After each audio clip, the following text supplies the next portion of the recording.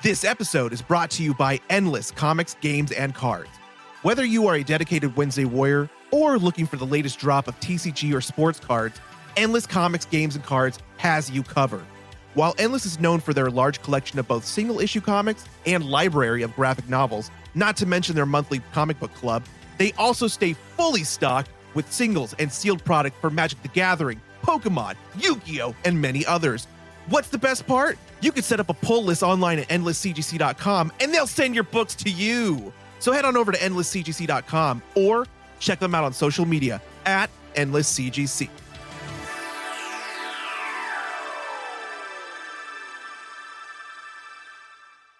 Hi, this is Shawn Hainsworth, scriptwriter and founder of SHP Comics, and you are listening to the Oblivion Bar Podcast. Welcome to the Oblivion Bar Podcast with your host, Chris Hacker and Aaron Knowles.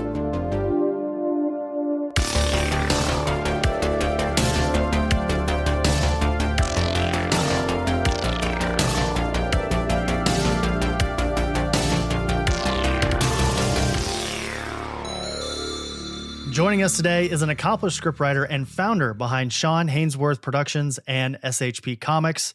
It is my honor to welcome Shawn Hainsworth onto the Oblivion Bar Podcast. Hello, and thank you so much for having me. I'm excited to be here.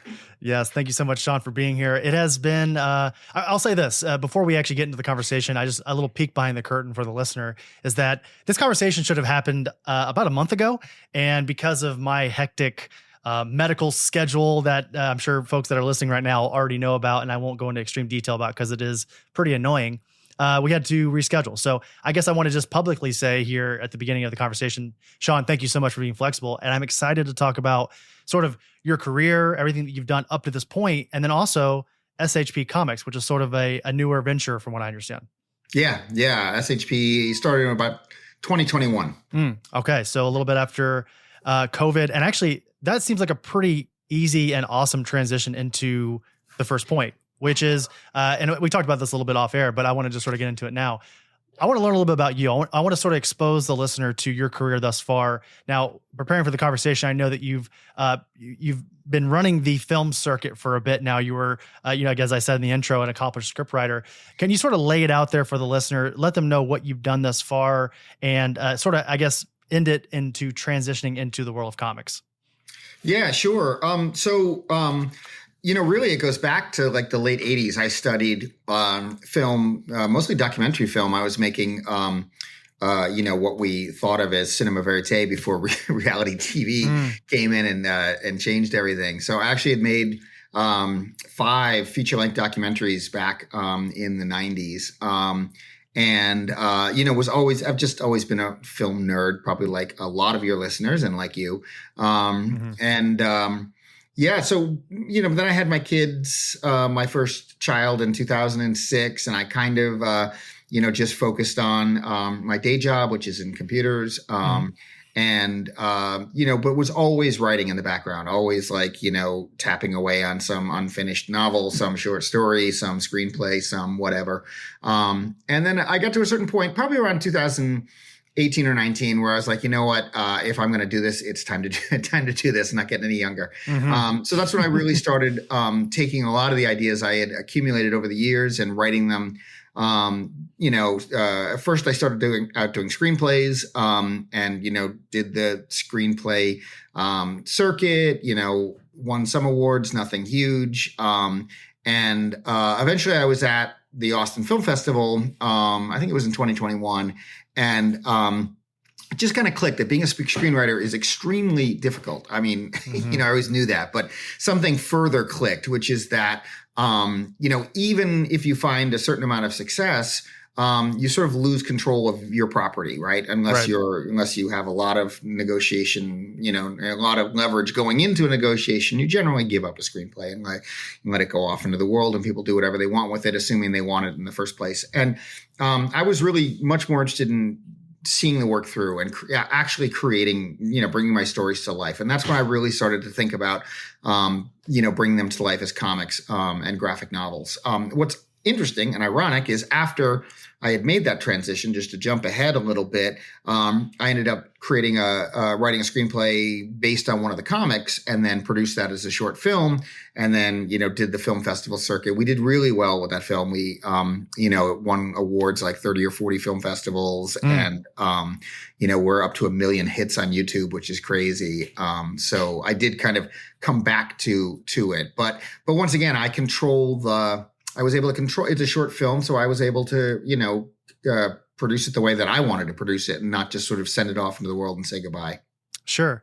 Yeah. It's interesting, that relationship between script writing and comic writing. I know they're not at all the same. They're very different mediums, but I think that they're like sort of cousins in a way because they're sort of formatted in a very similar way. And I know that a lot of people in the scripts that I've seen sort of on the surface without really diving into them sort of look like a screenplay. And I find that really interesting. And you often will see folks, I mean, I don't think it's a secret for anyone listening to this right now that there are a lot of comic writers that eventually make that transition over into TV and film. And it seems like a pretty seamless transition. I'm curious, and I'm willing to ask you here as well, since you've sort of worked in both fields, what is that transition like since you sort of came from, the TV, film, documentary field over into comics? How was that transition for you? It was really great, honestly. I mean, as a screenwriter, more and more, it seems like it's frowned upon to write too much camera direction, right? You're not directing the film and, you're, so you really, even though you're visualizing something in your head clearly while you're writing it, the job of visualizing that is up to the director, cinematographer, et cetera, down the line. And when I write comic scripts, and actually what's interesting is I use Final Draft, I'm just so used to it. Sure. It has, comic script mode. And it's actually kind of cool because I can then take a comic script and change it into a screenplay pretty quickly. And then, my scene headings become pages and panels, but that's easy to fix. The basic structure is there and you can use the beat board and there's other things in Final Draft that I like. But and it's interesting in the comic book world, your relationship is really just with the artist or artists who are working on it. And so it depends on, your ability to really visualize it depends on who you're working with.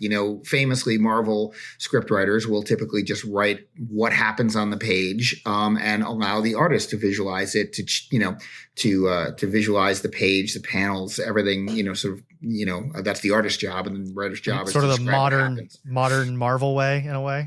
Yeah, exactly. But for me, I really do write page and panel. And I spend a lot of time thinking about how the story is told visually, what happens between the panels, the flow of the panels. I really like working with the sketches initially.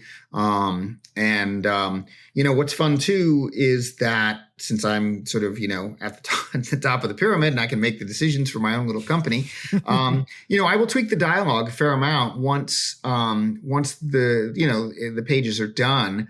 I often find I can trim out some more dialogue. I really try to keep things pretty minimal.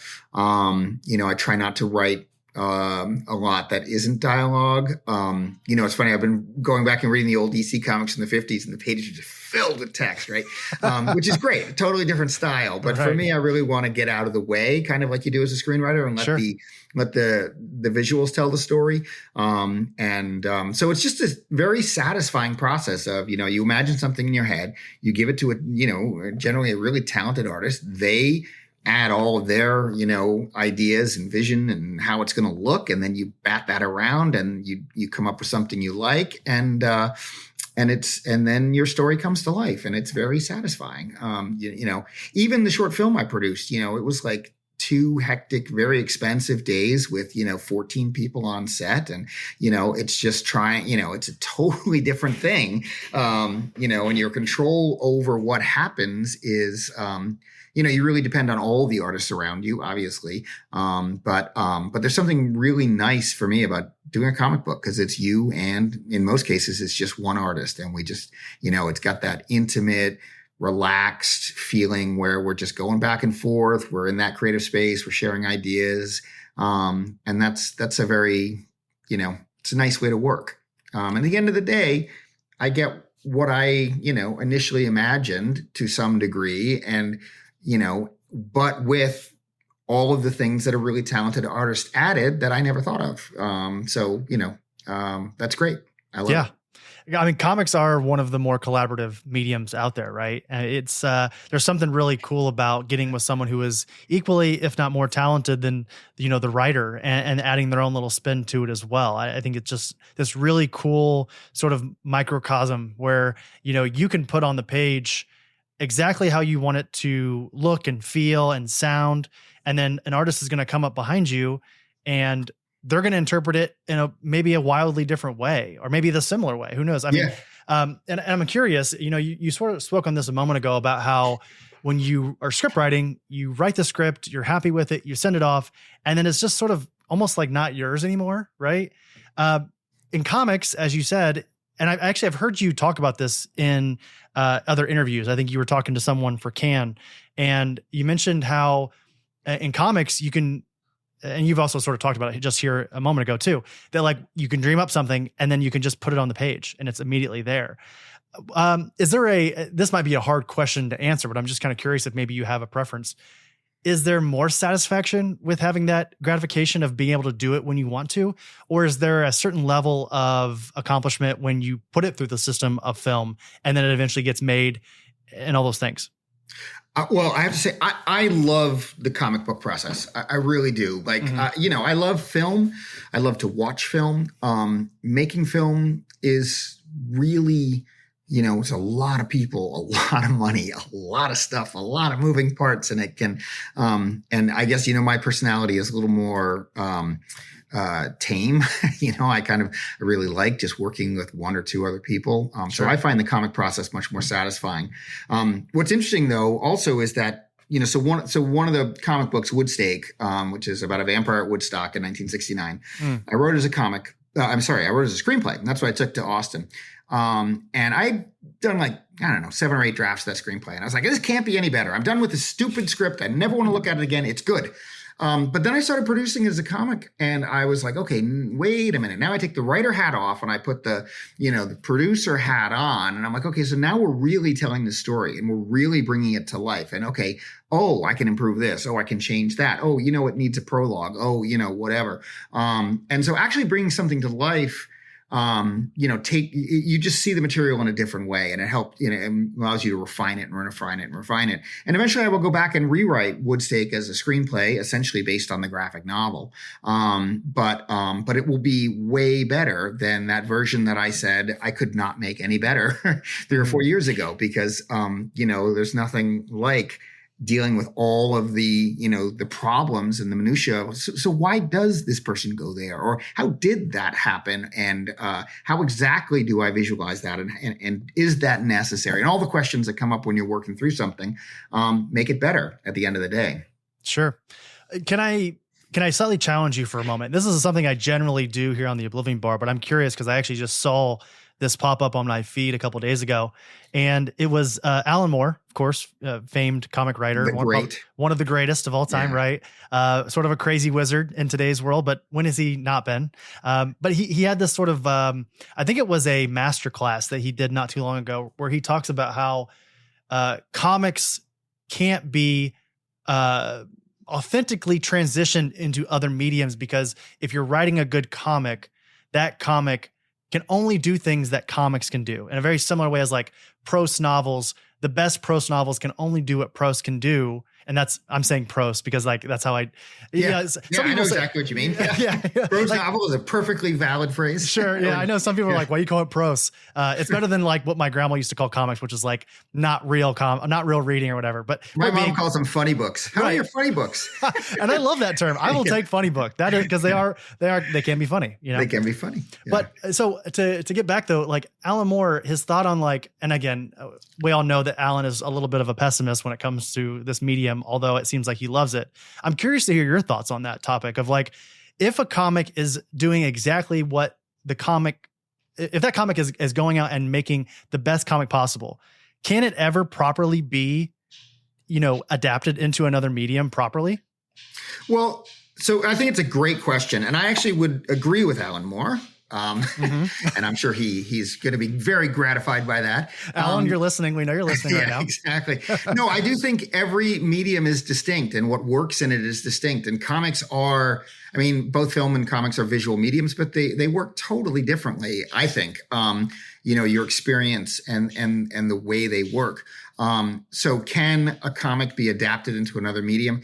Sure, but it's going to be different. It's not going to give you the same feeling. It's not going to necessarily work the same way. I think about this too. Like, do you remember they remade Psycho in the 90s? I think it was Gus Van Sant remade Psycho shot for shot. Yeah. And it doesn't feel like Psycho and it doesn't work.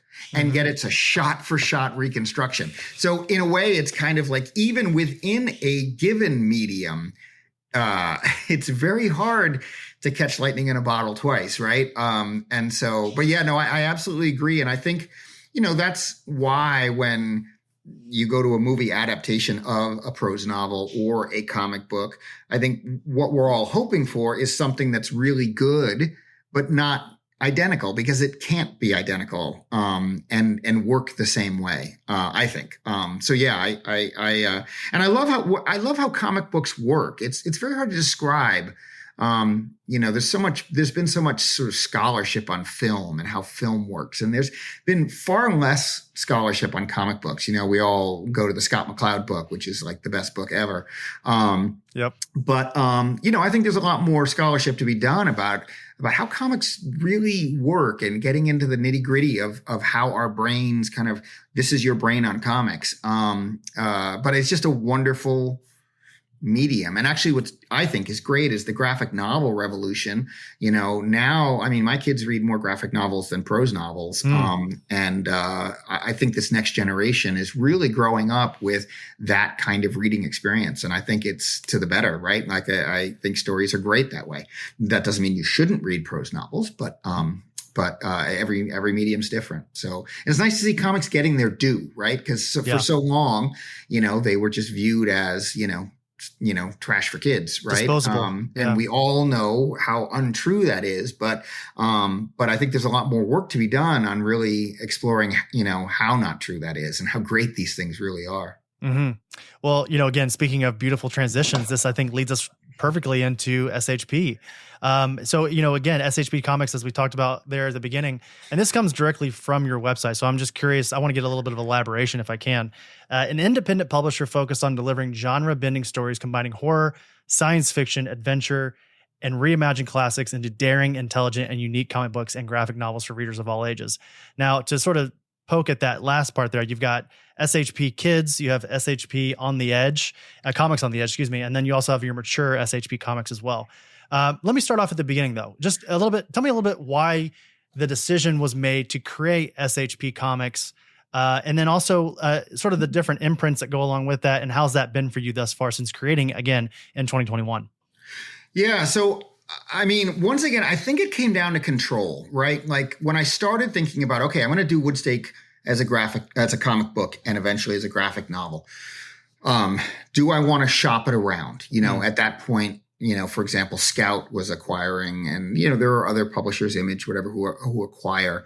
And I think that can be great. But in a way, I was like, you know what? I want to own this process. I want to understand this process. I want to learn the business, and I want to retain control and decision-making over what I do. And so I took the leap, it's just like, I'm going to make a comic company. And, crazy as that sounds. You make it sound so easy. Yeah, it was not easy at all. It's still not easy. I need to sell some books coming up, and then Diamond, filing for Chapter 11 and, yada, yada, yada.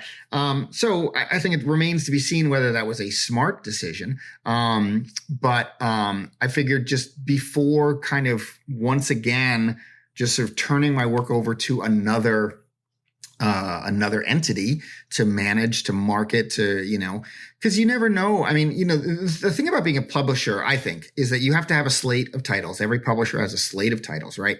And you got your front list, you got your mid list, and you got your back list. And the front list gets all the marketing love, right?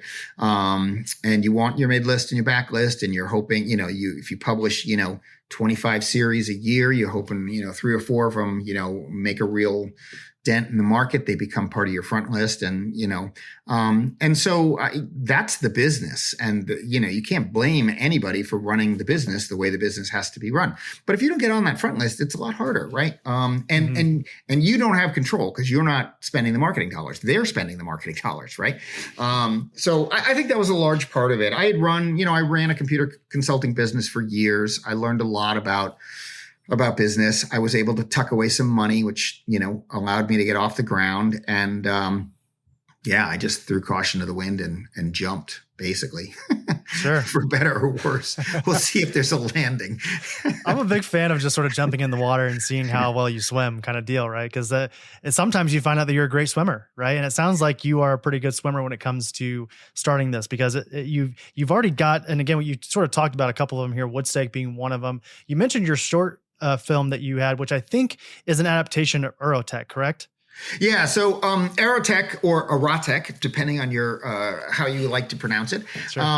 So Erotic is an office comedy about a Silicon Valley startup that makes sex robots that misbehave and need more debugging. And it's basically an office comedy, but an adult office comedy. But it's not, wall-to-wall sex. It's a lot of it's character driven, and I think it's a lot of fun in that regard. That whole thing started out as a short story I wrote called the SEX 6000, which was a very obscure reference to RoboCop, the 6000 SUX. I try to slip in the RoboCop references everywhere I can. But that was from the customer's perspective. That was like an unboxing video where the robot arrives in the mail and, not in the mail, but, delivered. And the man, runs into trouble and has to call customer service. And, it's the typical customer service experience that we've all experienced, except there's a sex robot chasing him around the room, trying to whip him, right? Because she's in dominance mode. Right. So that was the short story that started it. So we did Eurotech 1 and 2, and I decided that and Jeff, the artist, who's amazing, wanted to do the SEX 6000 as a one shot, just a 12-page one shot we would add as a Kickstarter reward. So we did that. And once I had the one shot in my hand, I thought, this will make a really good short film, because it's, basically 2 characters in a room plus the customer support representative. And it was, I thought it was just kind of funny. It was easy to get the joke. So we made it as a film, technical support. And that was really fun to go back on the film festival circuit and, attend a bunch of film festivals. And I still think that it's a really good idea at some point for, a television show, because it could go, and there's so many directions it could go in. But for right now, we've got Eurotech. We're working on 5, the last issue, which will wrap up the first series. And, that will be on shelves in October. So that's the Eurotech franchise. And in terms of the imprints, so I had Eurotech, right, which is 18 plus. And then I wrote another story that was really for my kids. So I have 2 kids, and they're currently 18 and 16. But back when they were a lot younger, I used to pretend that I don't know where this came from, that I was a character named Baby Zicky. And I would tell them that I always had these ninja sword fighting adventures while they were asleep. And they would be like, you didn't do that, blah, blah, blah. And it was just this kind of running gag, and it was fun. And I decided to write Zicky as a comic. What's really cool about it is that I got a manga artist to do the fantasy world. So basically it's sort of like Little Nemo in Slumberland, or, whatever, where he goes on these adventures when everyone else is asleep. And then he wakes up back in his bed in the morning and he's just a little kid. And so that, and I really love that story. I mean, it's just kind of great to bring it to life. I just got the first, graphic novel, reviewer copies back, and I signed them and gave them to my kids, and, they've been reading it. So, that's a thing. But I had this kid's title. So now I've got Aerotech, 18 plus sex robots and Zicky, kids title. And I wanted to just make sure like I separated the marketing from day one, right? Mm-hmm. I didn't want kids who may read Zicky and like it to go to the website and start reading about sex robots, right? That just seemed like a bad fit. I thought about separating Aerotech out, like just removing the content from SHP and doing like a separate website. But anyway, I decided to settle on the 3 imprints. And so Zicky is, kind of my first kids title. Woodstake and The Killing Machine, which is the other one, are my kind of regular SHP Comics titles. And then Aerotech is the mature title. And that's how the imprints came about. I don't know how all this stuff came about. I just start doing things, and then all of a sudden I've got a publishing company. I've got 3 imprints. I don't know what the hell I'm doing. No, I like the strategy here. I like the fact that you've got different flavors for different people, different strokes for different folks, because, in today's comics, I think one of the bigger complaints, and I'm not even sure if I fall in this category, but I do know that there are a decent amount of people who are maybe trying to get into comics or maybe had just gotten into comics, and they go straight to Marvel and DC and go, man, this all sounds the same, looks the same, feels the same. I'm not into comics the way. I'm just going to go back to manga or watching movies or doom scrolling on TikTok.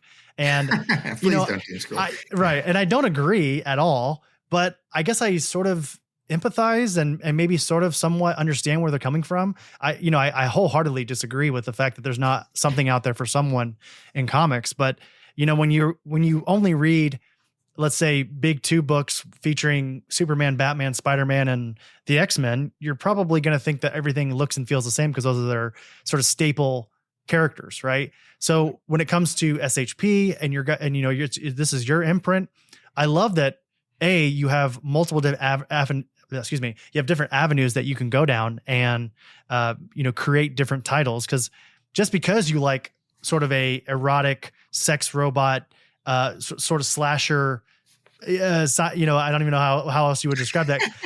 Keep going. But then I know a lot of people who also like your YA, young adults type of books. So I love that. And I think it's interesting. I want to backtrack just a little bit though, because you were talking earlier about the Kickstarter of it all. And that was actually a big question that I had for you here in this conversation is, being that this is a smaller, somewhat newish publisher, I wanted to get into the distribution of it all. And again, you mentioned Kickstarter. Can you walk us through how you've been able to sort of distribute your comics? And I've even seen you at cons and such. What is sort of the overall strategy when it comes to getting SHP out into broader hands in the comic stores and so on? Yeah, I mean, so before I go there, just very quickly on your comment, yeah, there is something for everybody. But if you're outside of the comic book world, it's really hard to know where to start. Right. I mean, I think your best place is your local comic book store, because the person who runs the store can recommend things. But people don't realize that comic book stores are these wonderful little ecosystems where you can go in and say, I like this, this, and this. What should I read? Right. And I don't want Superman or Batman for what, yeah, it is a hard world to get into. If you're coming from the outside, everybody who grew up with comics, it's like, it's second nature. But anyway, so that aside, distribution. So Kickstarter is a wonderful place to start. For everybody who's backed a Kickstarter comic book campaign, thank you. I mean, Kickstarter is the lifeblood of indie comics right now. Mm-hmm. You're selling comics for $10, $15 for a single issue, where you can go buy, Marvel DC for $4.99 in your local comic book store. And, but indie creators can't produce it for that. And we can't print it for that, because when you're printing 10,000 copies, you can print them for, 75 cents a copy, especially if you're printing them out, abroad. But when you're printing, 200 for a Kickstarter, you're paying $4 or $5 a book. And then you're mailing that book and, yada, yada, yada. So, but yeah. And also it's a good way to find fans and kind of find what works, right? So I've run 5 Kickstarter campaigns, 1 Zoop campaign, and 1 Backer Kit campaign. So 7 crowdfunding campaigns, plus a campaign for the film, technical support. And, the first one was a lot of friends and family, right? And just kind of learning the ropes and how does this thing work. But I got like 25 organic backers, and a lot of those backers are still, maybe 10 of them are still buying SHP books. So that's great. Mm-hmm. And then Aerotech did really well. We had 180 backers on that one, and a lot of them continue to come along for the ride. And And, so what you're doing is what I always say is you're building your fan base at the same time you're doing a campaign. If you're focused just on the money, I need to make X dollars. Great if you make X dollars, but, don't set your sights too high initially. This is your planting a flag in the marketplace, right? Introducing yourself, what kind of work do you do, and finding the people that might resonate with that. But in terms of the overall distribution strategy, I think you really, right now we're at as many pokers and as many fires as you can have, right? So Kickstarter is a great place to start. With your early backers, you get a premium for the books. People love being part of the early process. They love getting special rewards. I love to, I really try to deliver more to every Kickstarter backer, like extra stickers, extra bookmarks, extra whatever, because, after that, so you can do just digital distribution. So we're on Global Comics. You can go out and read Woodstake and Killing Machine on Global Comics. We signed up with. I go to cons. I go to a lot of cons and sell books, which is great. Great way to meet fans, talk to people about things, introduce people to the books who've never heard of you before. I was just at StokerCon, which is a great con. Actually, one piece of advice I would have is, when you're at a Comic-Con, there's 500 comic book creators and it can be hard to stand out. But if you go to a horror con, you may be, one of 5 comic book sellers and you get more attention, which is great. And then I wanted to go try the traditional distribution route. So I signed up with Diamond last year. My first 2 books, Killing Machine and Woodstake, went out through Diamond. They both did pretty well for first titles, but that's pretty well. It's not financially very well, right? When I say pretty well, I mean, we sold 1,200 copies of Woodstake, right? And you need to be selling like 3 to 5, to 7 to really do well. And that's its own marketplace. I mean, retailers, so there's no returns in comics traditionally, right? So retailers, if they're going to take a chance on something, if they don't sell it, they eat it, right? And they recycle it. So new publisher, new title, they kind of have to know there's someone in their store who's going to be interested in it or whatever. I think Woodstake, horror is an easier sell. People like horror. People like vampires. So I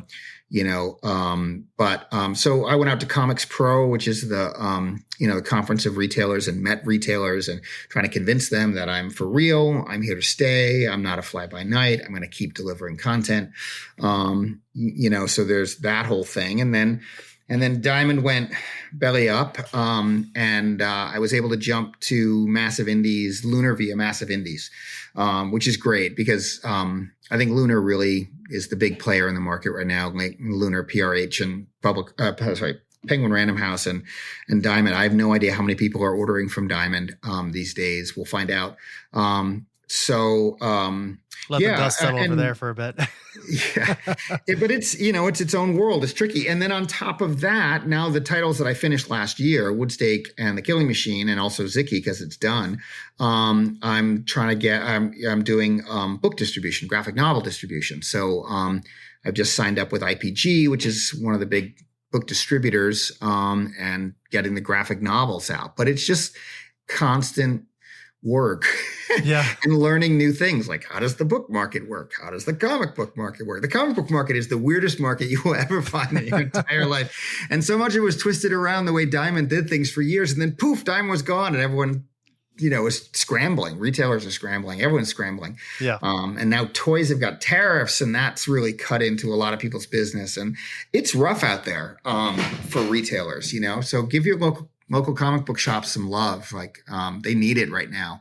And we need them. I think comic book stores are unique. They are centers of community and centers of they are positive force in the community, where they're not a big box bookstore or they're not Amazon mailing books out to people. They are your friends and neighbors, selling books in a small mom and pop setting 9 times out of 10. So, So anyway, I'm trying. We got 2 books. So Zicky and Aerotech are hitting the market in the next couple months. And, hopefully we'll sell 2, 3, 4,000 copies of issue 1. That would be really nice. Keep the ship going. Yeah, I want to just double down on what you just said there. Yeah, absolutely. We're big proponents of supporting local, but also just in general, really key on what you said there a moment ago, which is the community part of your comic book shop is one of the most important things when it comes to comic readers. I mean, I think that a lot of the online discourse can get sort of vile and unproductive and bad. I think if you meet someone at a comic shop and you have a disagreement, there's a more interesting and a more productive conversation that can happen. And that's just focusing on the negative. Most of the conversations that are happening at your LCS are positive ones, talking about things you really like. Just read Zicky, you should check it out. Like it's really great. Here's issue 1. Tony Fleece has a cover. Check this cover out, kind of thing. So that's the true value, I think, of your local comic book shop, and they deserve our participation. They deserve our effort, and we should all pay double just to have that kind of place exist. We don't want those places to disappear. And it's also comic book fans are generally super nice people. At comic book stores or cons, 9 times out of 10, someone will be positive, be telling you about things you don't know, haven't read, maybe interested in, sharing what they love. Yeah. I don't know. It's a great community. I always enjoy being out, at cons as much as, New York Comic Con is a crush of humanity and injures my introvert soul a little bit. It's still a great place. Sure. Are you going to San Diego next month? We're recording this on June 24th. So will you be there? Yeah, nice. I'll be at San Diego. I hope some of my books will be at the Massive Indies booth. The Tales from Aerotech, which is so Tales from Aerotech, very briefly, we thought the idea was so cool. We got 10 indie creators, really good indie creators. Wow. Dean Haspiel, Chloe Brailsford, Katie Mansfield. They all took the idea of Sex Robot and went with it. The only rule was the Sex Robot had to be vaguely anthropomorphic, like no squid creatures, right? Sure. And that was the only rule. And so we were telling indie creators, do anything you want. And they did anything they wanted. The book is wild. It's part horror, part comedy, part whatever. So anyway, we'll have those. You can actually still probably get those. We're doing the backer kit fulfillment thing, and you can pre-order late pledge even if you didn't back. But we'll also be at San Diego. Katie will be at San Diego. She'll sign your book. So yeah, that should be fun. And I'm doing a couple panels, one on horror comics and one on indie publishing. So we'll talk more about this stuff. Heck yeah. Can I ask you, so as a smaller publisher, I should say, how do you bring in talent? I guess is a sort of, I don't want to give you away any financial secrets or anything like that, but I'm just curious, when you're wanting to bring in a new title, or you yourself have a new idea that you want to put underneath the SHP line, how do you entice talent to come and showcase their talents within SHP? Yeah. So, I mean, what's interesting is right now I've written all the SHP titles, partially because I have so many stories I want to tell. Just a bunch of ideas floating up there. They are. And I want to get them out. So it's really selecting the artist and or artists. And a lot of it is looking at people's stuff on, Instagram or wherever they post their work, talking to, people who know a lot more about the industry than I do. My friend Chris Longo and Tyler. Chris Longo was the one who said, you have to get a Tony Fleece cover for Zicky. And I love the Tony Fleece cover. It's just wonderful. And then I always do a little tryout, and it's not so much a tryout of skill or anything. It's just a tryout of, are we a good fit? Is your vision of this thing similar to my vision of this thing? Or is your vision of this thing so cool that I'm going to throw my vision away and go with your vision? And I've gotten very lucky. Like Jeff Kroshik for Aerotech is just knocking it out of the park. It's like a, kind of a retro 50s Mad Men style, but with really bright colors. It's very cool stuff.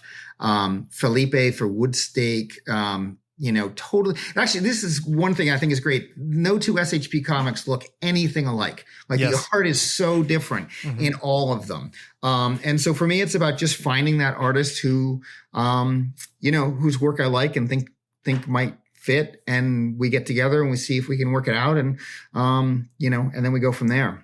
Sure. And that's the fun part. What I've learned is not to rush, right? There's no, you're going to work on a book for a long time. You're going to spend a lot of money producing it because I pay artists, a good page rate. So you want to, it's like being in a relationship. You want to take your time and, pick well. And so far, I've picked well, knock on wood. So yeah, we'll see.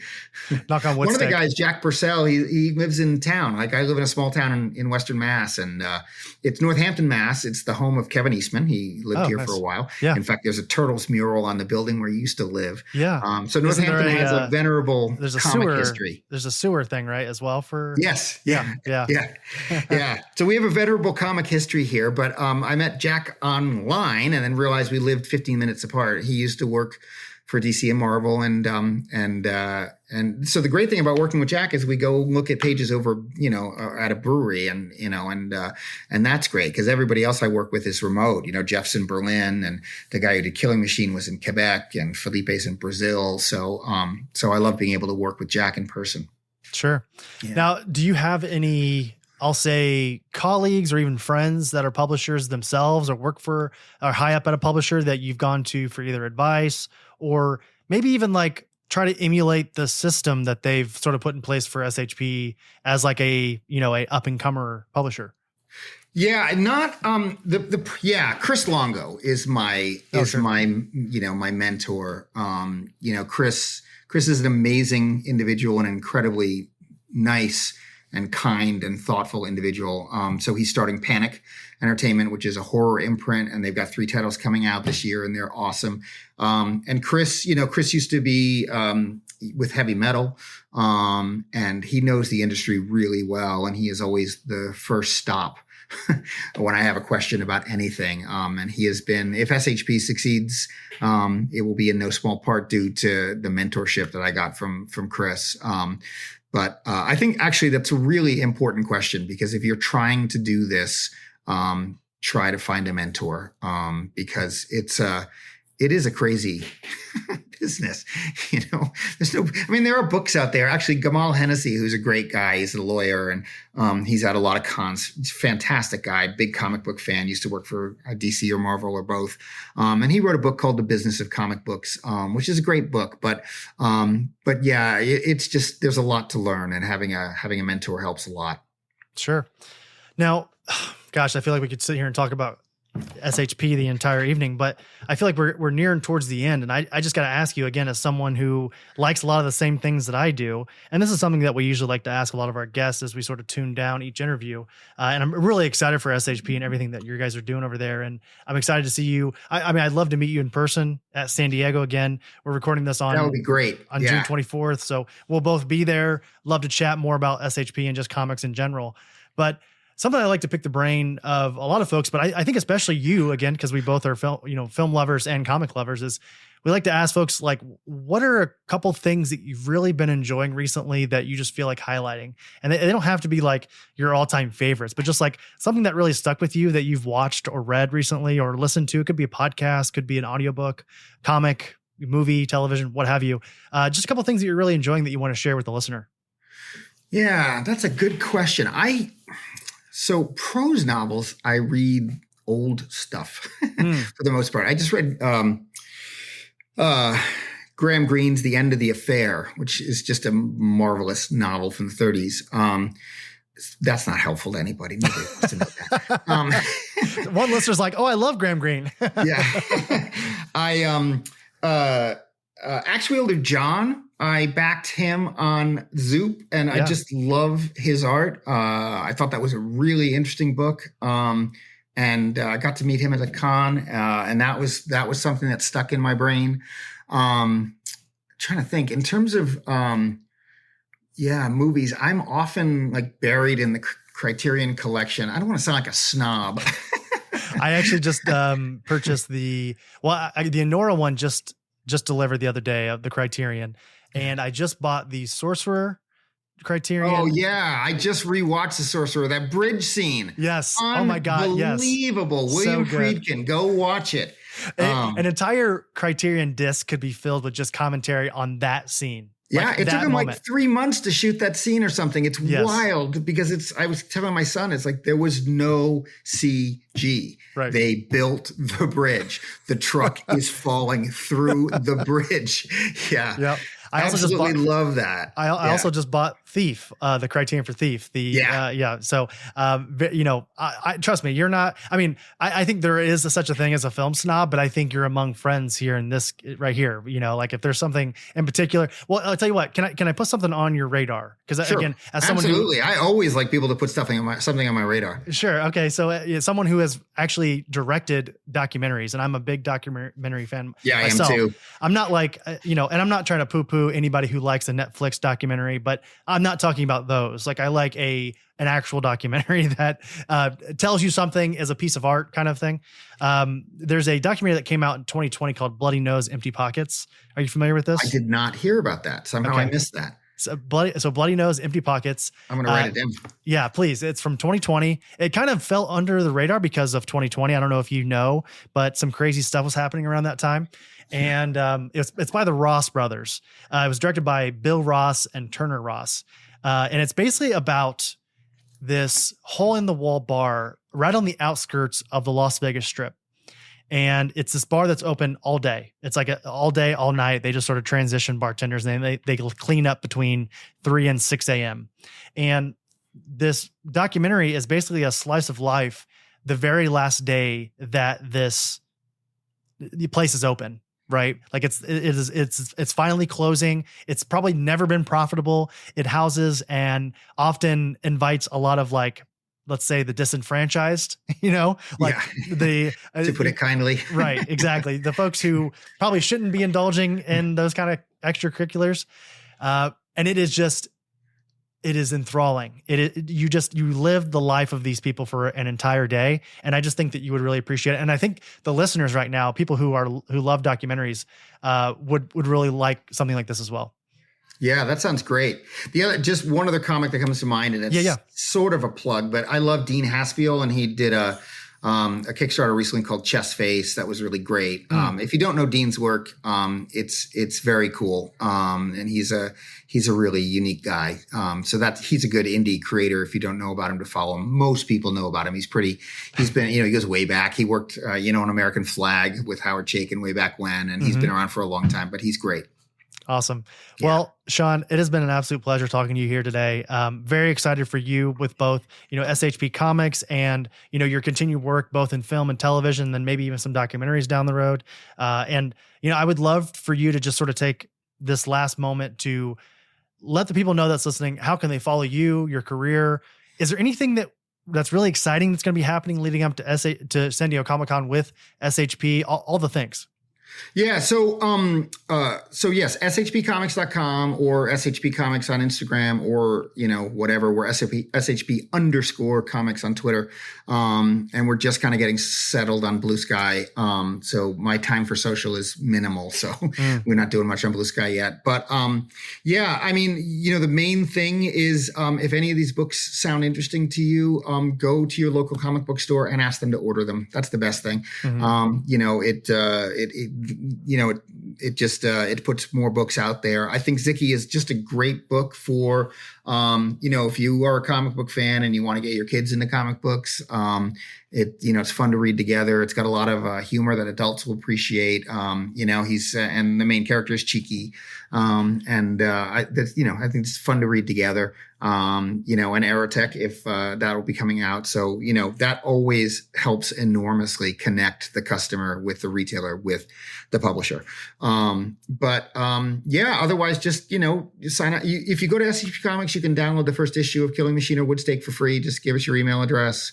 We don't email more than a couple times a month. I haven't emailed in like 6 weeks because I've got too many other things to do. So we will not spam your inbox.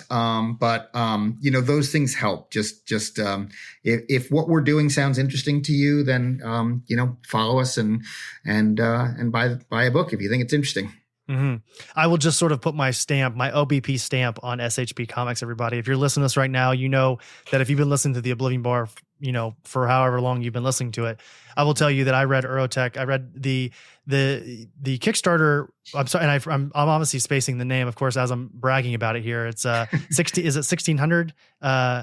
Oh, the SEX 6000? 6000. Thank you. Gosh. Yeah. And I just love the diagnostic scene at the very beginning of the comic where she's going through and asking, give me a face enabling and read the terms and conditions, like all the things. It's just really, it's fun. It is, I'll tell you, if you're into the kind of humor that we're into, Aaron and I'll speak for Aaron, my co-host as well. You'll love this kind of stuff. And actually, Shawn, before we go, I just want to ask, as like sort of a final stamp on this entire conversation, if someone were to invest in SHP, if they were like, I just want to give this a shot, and I'll link everything for everyone listening right now. If you're listening to this, go to the show notes. I will have all things SHP, along with Shawn's short film as well. All the things will be in the show notes. But what would you hand someone? Say they want to get into SHP and they need one thing. Say they're an adult, so you can hand them Ziggy, you can hand them Woodstake, any of it. What would you hand them and why? Yeah. So you can also go to our website. We do sell stuff on the website. Not everything is for sale because it's waiting to come out in the comic book stores, et cetera. But you can always email me and say, hey, can I get a copy of whatever? And if it's left over from a Kickstarter campaign, then sure. So yeah, I mean, if you're into the kind of adult office comedy, definitely Aerotech. If you like horror, Woodstake. If you're looking for something, that a kid would enjoy, you would enjoy reading with a kid, then Ziggy. And the other one, the one that hasn't gotten any, much talk on the show is The Killing Machine. It's kind of an epic space opera, but it's got, it's kind of like trying to pull in the, Arthur C. Clarke. Like it tries to be very cerebral and thought provoking at the same time. There's a lot of space battle action. So if you like sci-fi, that one. But yeah, you could, like I said, come to the site. You can download the Woodstake prologue for free. See if you like it. We have a few SEX 6000s lying around. If you email me and say I heard you on the Oblivion Bar, I'll send you a link to download the SEX 6000 PDF for free. So there you go. There you go, everybody. Can't beat that. Yeah, that's right. Everybody check out the show notes if you want some of that. So once again, Shawn, thank you so much for coming on here to the Oblivion Bar Podcast. Again, I can't wait to chat with you at San Diego here in just a couple of weeks. And, down the road, if you have something interesting that you really want to promote with SHP, hey, you know what? Doesn't have to be interesting. Whatever you want to promote going forward on SHP. I got a bunch of uninteresting stuff coming up. So perfect. We love that. No, this has been great. I really appreciate you making time for me. And it's fun. It's always fun to talk comics. And so, yeah, look forward to meeting you in person. Awesome. Sounds good. Well, Shawn, thank you so much. And we'll talk soon. Okay. Yep.